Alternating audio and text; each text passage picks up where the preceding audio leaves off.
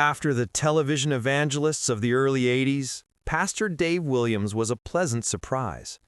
He wasn't a hell and damnation preacher. He was more like a let's make your dreams come true kind of teacher. I went to a membership class where he spoke about how to get to know your pastor, how important that relationship really is.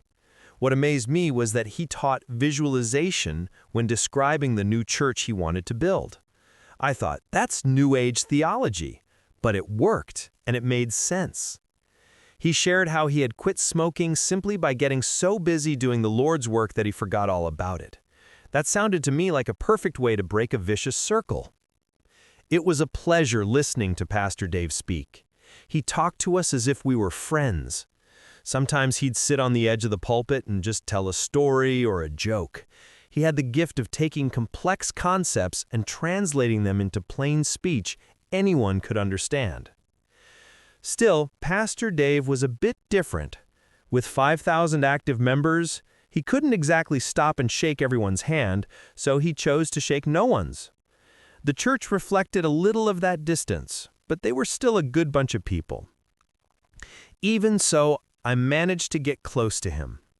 Pastor Dave once told a story about a gift he had, the word of wisdom. He said that one day, while driving home from church, he suddenly found himself in the back seat of another car belonging to a couple who had just left the service. He listened as they argued about one of his associate pastors, and the next thing he knew, he was back in his own car. Talk about inside information. It reminded me of my Navy days, having prophets and Samuels around who always seemed to know what I was doing before I did. But I understood what I was seeing. It wasn't the man, it was the anointing. Pastor Dave would admit he's a little strange. He once mentioned that one of his favorite musicians was Shel Silverstein. That kinda says it all.